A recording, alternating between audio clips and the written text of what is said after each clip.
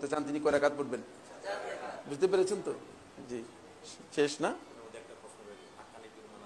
ও হাক্কানি পীর মানা যাবে কিনা? না, হাক্কানি শব্দই পীরের মধ্যে প্রযোজ্য নয়, আমরা দুঃখিত। কারণ হলো শব্দটাই এটা ইসলামী পরিভাষার পরিপন্থী।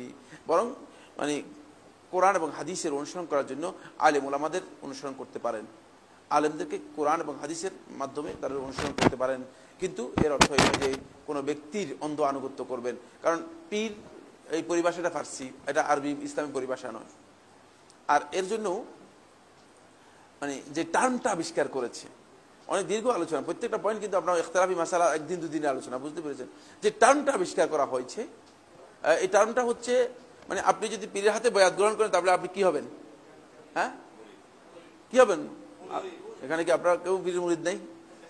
পীরের হাতে আপনি যদি বায়াত নেন তাহলে আপনি মুরিদ, বুঝলেন? আপনি কি হবেন? মুরিদ।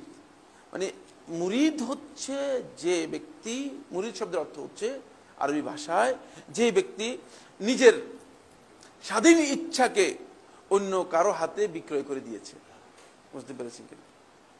এই অর্থে প্রত্যেকটি বান্দা মুরিদ হচ্ছে আল্লাহ তাআলার, আর আল্লাহ হচ্ছেন মুরাদ। আল মুরাদ হু আল্লাহু সুবহানাহু ওয়া তাআলা। এজন্য শাইখুল ইসলাম ইবনে কাইয়্যিম রাহমাতুল্লাহি তার কিতাবের মধ্যে উল্লেখ করেছেন, তাওহীদুল মুরাদ হচ্ছে আল্লাহ রাব্বুল আলামিনের তাওহীদ সাব্যস্ত করতে হলে আল্লাহ তাআলাকেই একমাত্র উদ্দেশ্য করতে হবে, ওটা কাউকে উদ্দেশ্য করা যাবে না। আপনি উদ্দেশ্য করতেছেন এখন পীর সাহেবকে, কেন? তিনি আল্লাহর পক্ষ থেকে নিযুক্ত না, রাসূলের পক্ষ থেকে নিযুক্ত না, কার পক্ষ থেকে নিযুক্ত? তিনি নিজের পক্ষ থেকে নিজে নিযুক্ত।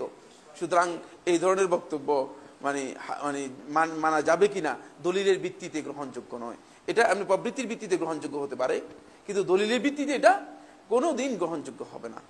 আমি এখন আপনাদের এখানে এসে বললাম যে আমি মদিনা ইউনিভার্সিটিতে ছিলাম 18 বছর, রাসূল সাল্লাল্লাহু আলাইহি ওয়াসাল্লাম মসজিদের মধ্যেই ছিলাম। সুতরাং আমি আমার কাছে আসেন মুরিদ হন আপনারা। আমি 18 বছর, রাসূল সাল্লাল্লাহু আলাইহি ওয়াসাল্লাম আসার সময় আমাকে বলছে যে এই ঢাকাতে যাও, গিয়ে মুরিদ বানাও। ফালতু কাজ, ফালতু কাজ। আমাকে দলিল দিতে হবে। আপনাকে মানে আমার দিকে আহ্বান করব না আল্লাহর দিকে আহ্বান করব? আল্লাহর দিকে আহ্বান করবো, আমার দিকে কেন আহ্বান করবো? আমাকে দলিল দিতে হবে। সুতরাং এখানে কোনো দলিল নেই, এই কাজের জন্য এখানে কোনো দলিল নেই। বুঝতে পেরেছেন কিনা? আল্লাহ তাআলা যদি আমাদেরকে বলতেন যে হ্যাঁ অমুকের হাতে যাই মুরিদ হও, তাহলে আমরা কিন্তু সবাই গিয়ে তার হাতে মুরিদ হতাম। কিন্তু আল্লাহ এবং তার রাসূল যেটা বলেন নাই, সেটা করার কোনো সুযোগ ইসলামের মধ্যে নেই।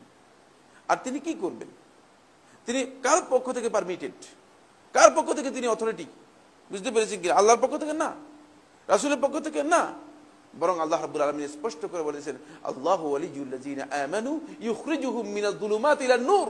আল্লাহ তাআলাই হচ্ছেন ওলি ঈমানদারদের জন্য। ঈমানদারদের ওলি কে? আল্লাহ, একমাত্র ওলি, অদ্বিতীয় ওলি, লা শারীকা লা, তার কোনো শরীক নেই, সেই ওলি হচ্ছেন আল্লাহ রাব্বুল আলামিন। সুতরাং এখানে আর দ্বিতীয় আরেকজন এসে ওলি জুটার সম্ভাবনা আছে কিনা? ইউখরিজুহুম মিনাল যুলুমাতি ইলান নূর, তাদেরকে অন্ধকার থেকে আলোর দিকে বের করেন।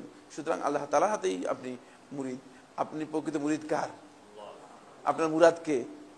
আল মুরাদ হু আল্লাহু সুবহানাহু ওয়া তাআলা। এজন্য আপনাকে খেয়াল রাখতে হবে যে তাহকিক তাওহীদুল মুরাদ যদি সাব্যস্ত না হয় তাহলে কিন্তু ভুল হয়ে যাবে। আমাদের কালেমা